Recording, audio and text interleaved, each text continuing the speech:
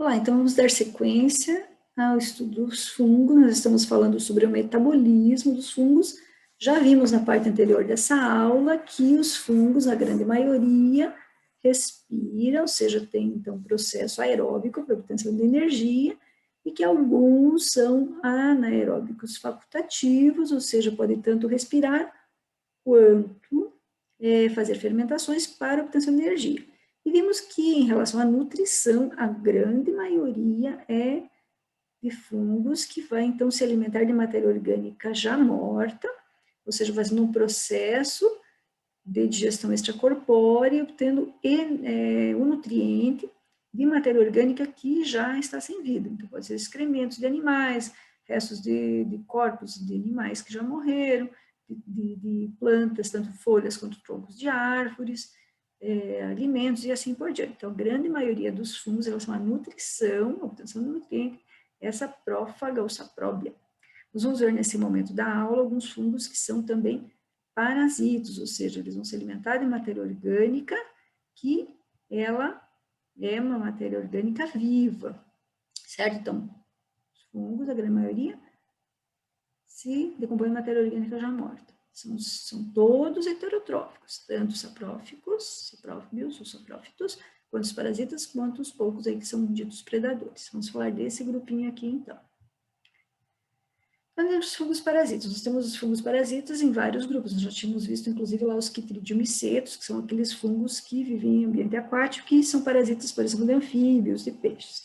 Aqui, dentre os parasitas representantes aqui dos basidiomicetos, Basidiomycota, nós temos esse gênero aqui, que é Mileia, que é bem conhecido aí como a ferrugem dos pés de café.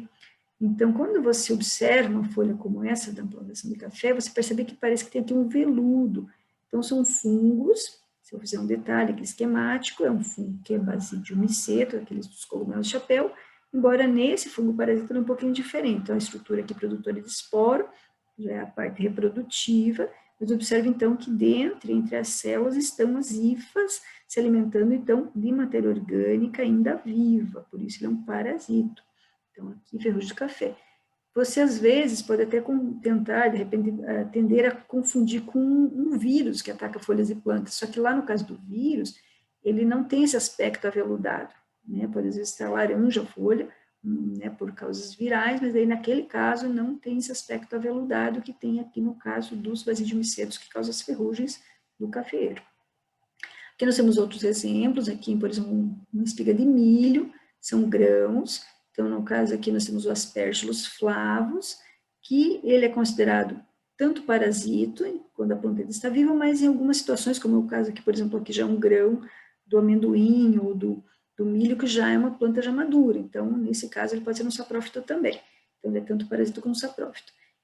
Chama atenção lembrar, que eu já falei do Aspergillus flavus lá na outra aula, ele libera uma aflatoxina, que é carcinogênica. Então, se ingerido por muito tempo, continuamente, ela pode ir se acumulando e causar câncer, inclusive, de fígado. Tá? Então, aqui o exemplo do Aspergillus flavus. Pode ser um parasito ou um saprófito.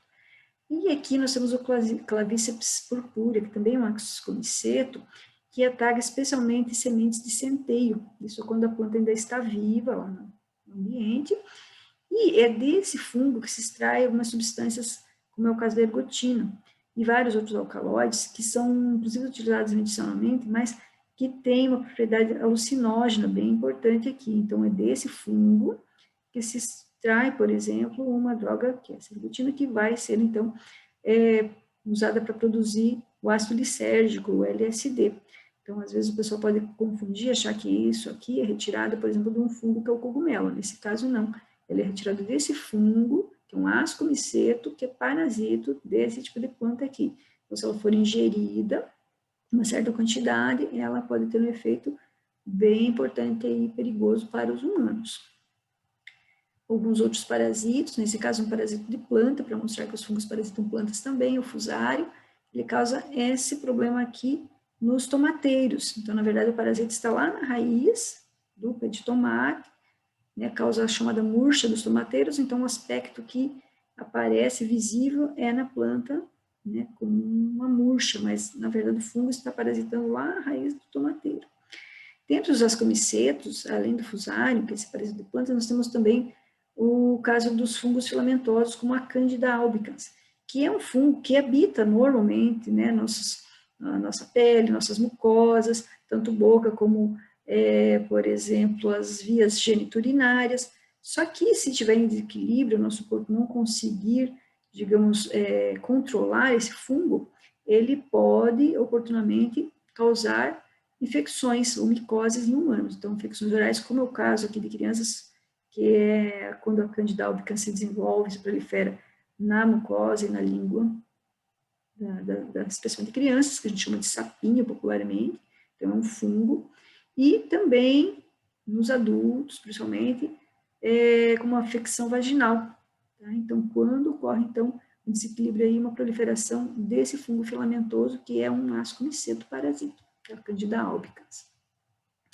Mais alguns exemplos de fungos parasitas. Então, aqui observe, então, aqui as chamadas, então, frieiras, as dermatites várias que aparecem na pele. Algumas delas não são transmissíveis, né? A pessoa só precisa passar a usar um medicamento, que é um fungicida indicado por médicos, né? Que pode combater essas dermatites, mas tem alguns tipos que são transmissíveis, né? Que passam de uma pessoa para outra. Então, tem que ter cuidado, especialmente em relação, né, a ambientes mais públicos, ou que você tem, por exemplo, especialmente natação, mas assim, normalmente as pessoas passam um exame médico antes, mas pode ser que aconteça aí de passar micoses, né, naqueles tipos que são tão transmissíveis. Temos aqui, então, algumas micoses, né, na pele, também na região da cabeça, e assim por diante. Então, lembre que dentre os fungos parasitas causadores de micose, nós temos especialmente os antigos deuteromicetos, que hoje estão incluídos aqui como ascomicetos. Então, são fungos parasitos aí humanos. Ainda dentro dos ascomicetos, eu vou chamar a atenção para essa espécie aqui de fungo, que é o Histoplasma capsulato, que é um fungo que se alimenta de matéria orgânica, especialmente de aves, né, mas também de morcegos, e os esporos, né, que são liberados junto com essas fezes, se forem inalados, imagina então quando levanta aquela poeirinha, né, que pode estar carregando esses fungos, eles podem ser aspirados e vão parar lá nos pulmões. Então, é um tipo de doença causada então por fungos que pode acometer e causar sérios danos aos pulmões em humanos, inclusive. Então, histoplasmose é um fungo ascomiceto, um fungo parecido com ascomiceto.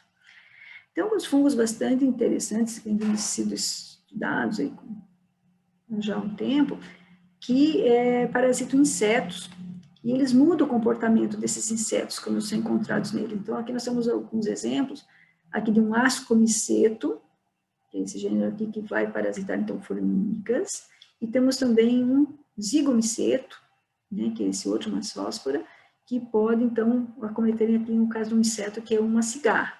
Então, observe aqui o fungo se desenvolvendo. Então, ele não chega, digamos, a matar, no primeiro momento, os insetos, mas ele muda completamente o comportamento desses insetos. E eles são chamados de zumbis, nesse caso, tipo cigarra zumbi, porque ela vai ficar com o sistema nervoso alterado e ele vai se expor ainda mais a um predador, por exemplo.